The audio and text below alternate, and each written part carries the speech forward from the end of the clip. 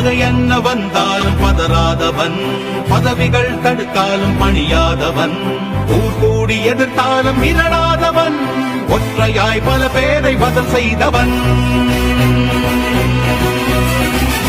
எதிரிகள் எவரென்று எண்ணாதவன், தோல்வியின் விளிம்பிலும் குவளாதவன், விலை என்ன தந்தாலும் வளையாதவன், எளிமைக்கு இவன் என்றும் துணையானவன்.